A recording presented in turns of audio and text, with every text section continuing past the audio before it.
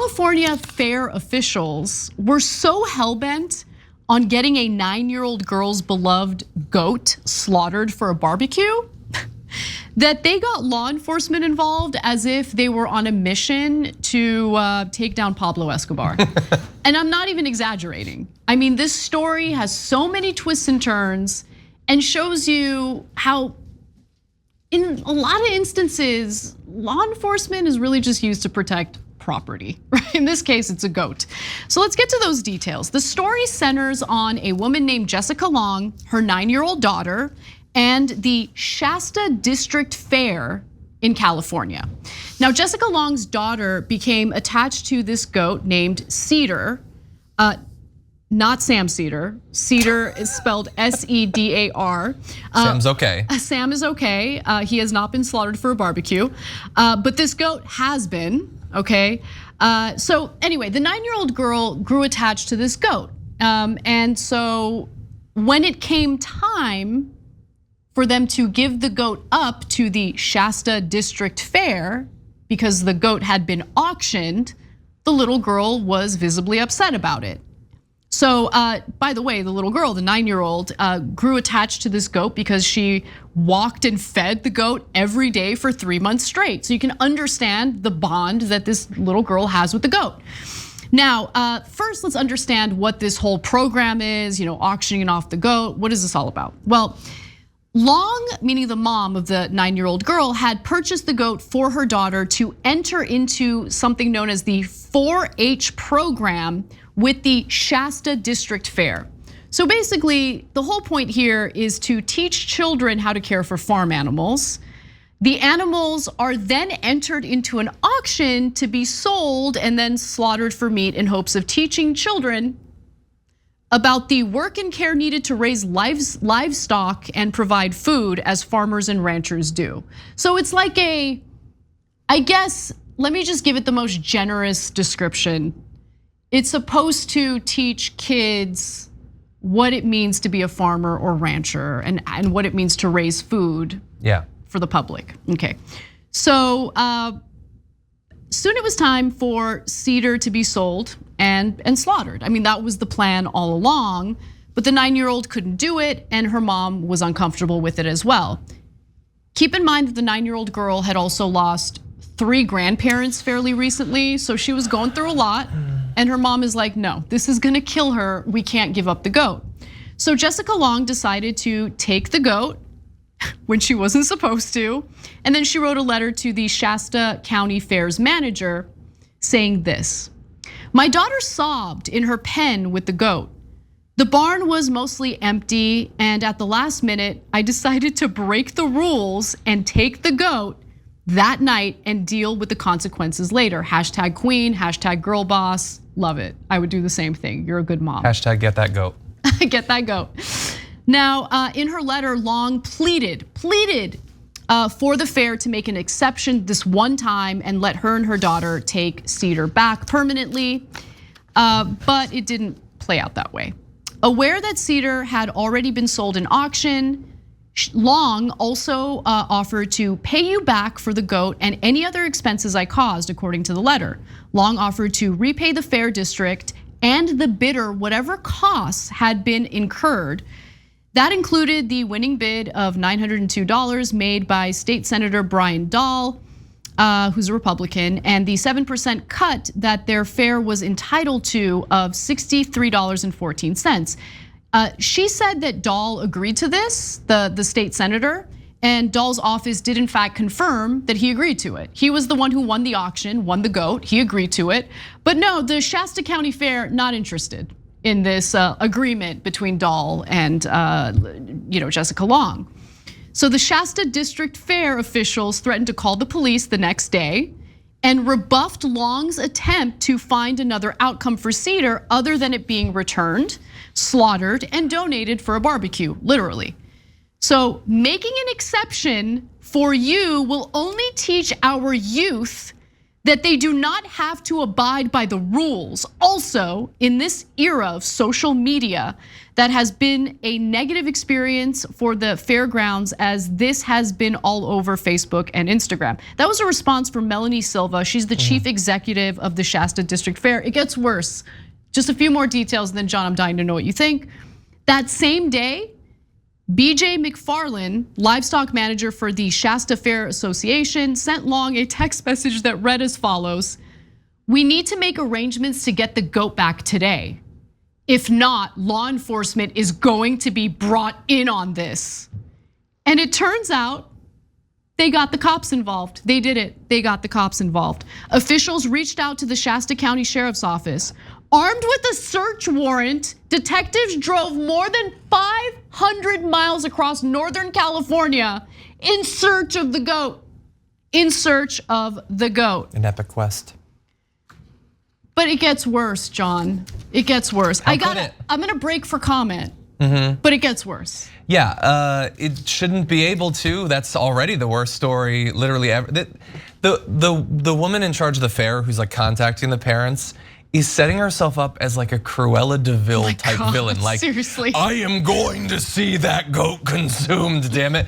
You're gonna get your $900. They would probably pay you extra. Oh. You could probably get the state senator to chip in some money. At that point, it eventually becomes kind of like you're ransoming the goat, but I think it's okay for the purposes of Cedar.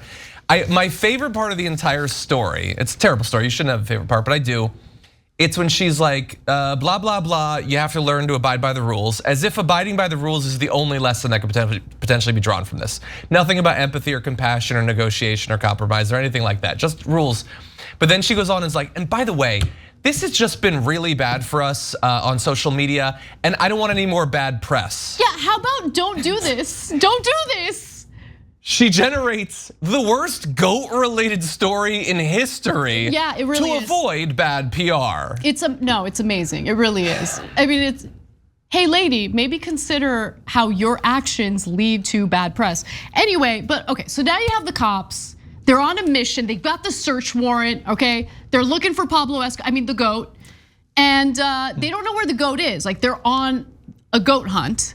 It turns out that Long, after she took the goat, she decided to take it to a farm in Sonoma County because her home doesn't have the appropriate space for the goat. Echoing language used when law enforcement search a home for drugs. The warrant allowed deputies to utilize breaching equipment to force down doorways, entry doors, exit doors, and locked containers, and to search all rooms, garages, and storage rooms, and my God, and outbuildings of any kind large enough to accommodate a small goat. So any room. By the way, yeah. Any room whatsoever could accommodate a small goat. You can use is it called a battering ram? You can use a breaching device. Yeah, a breaching device, battering ram to enter any room to find said goat. Unfortunately, they did find the goat, and as you can read in the final sentence of that graphic, Cedar was taken and slaughtered. I just don't get why it had to escalate like this. And is this really an appropriate use of law enforcement resources in California? I mean, in her June 27th, 2022 letter to Silva, Long also pointed out that she had already been in contact with Dahl's office. He had agreed. He was the one who won the auction. He won the goat. And he's like, oh, your sweet 9-year-old daughter is now attached to the goat. You're willing to pay me back? No problem, let's do it. But the fair jumps in and is like, no, sorry, F your daughter. Isn't it his goat? I kind of feel like they stole and killed his goat. That's what it seems like to me. I mean, it certainly does seem like that. I don't get why the Shasta County Fair had to intervene in the cruelest possible way. From the point of view of 4-H or whatever, I'm sure they are hyper vigilant against people like growing attached to these animals or seeing them as living beings. They're trying to manage all that. And I understand these programs That's a really good point. are all over the country and they've existed for decades and decades and decades and all that. But some people are gonna catch feelings with the goat. She was raising it. It was her pet. It wasn't like a pet, it was her pet. Like, she did it for a month, I think it was? 3 months. 3 months she had the goat. To put it in perspective, I once visited my in-laws who live in the Rio Grande Valley. They raise and eat animals, including goats. When I visited them, they had a baby goat that they put on my lap for 8 seconds. Baby goats are super cute. So much so that at the end of the 8 seconds, I was considering fighting my way out of there to protect the goat. So that was 8 seconds, not 3 months, and I'm not a little girl. Yeah. I've had other pets, I've lost pets.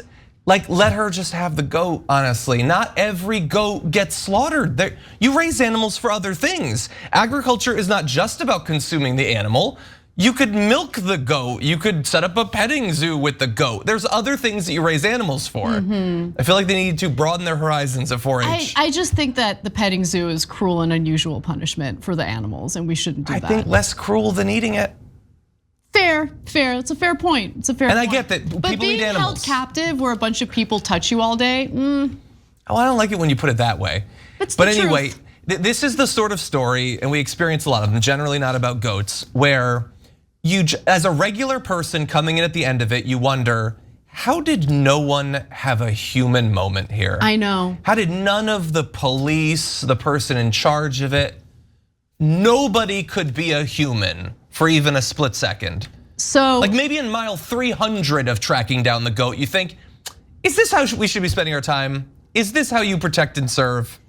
Now, Long is not giving up. She has filed a federal lawsuit against the Shasta District Fair. She says that the use of law enforcement was an egregious waste of police resources. I agree with her on that, and violated her and her daughter's Fourth Amendment and 14th Amendment rights, protecting them from unreasonable searches and seizures, which I think they have a case there too. There's some merit to that. I mean, imagine, come on. I don't know, I'm not a constitutional lawyer, I don't know. Cops potentially raiding your home in search of a goat. They're gonna say it was stolen property valued at nearly $1,000. Considering that the state senator who won the goat in the auction. Anyway, I'm curious to see how it plays out. That's a good point, I don't know. Super curious to see how this plays out. Hopefully the Los Angeles Times stays on this story and we get an update in the future. But I leave you with this statement from the lawyer representing the Long family. It was never about money. County officials were clear that they wanted to teach this little girl a lesson. Well, good for them. Good for them. I think they did. With all the adults messing things up in the country and in the state of California, I'm glad they chose to teach the 9-year-old girl a lesson. This to me reads like the first draft of a spin-off John Wick. Of a little girl whose beloved goat is slaughtered, and so she just runs amok. I'm gonna write that, by the way. Don't write that, I'm gonna write that. Thanks for watching the Young Turks, really appreciate it. Another way to show support is through YouTube memberships. You'll get to interact with us more. There's live chat emojis, badges. You've got emojis of me, Anna, John, JR, so those are super fun. But you also get playback of our exclusive member-only shows and specials right after they air. So all of that, all you gotta do is click that join button right underneath the video. Thank you.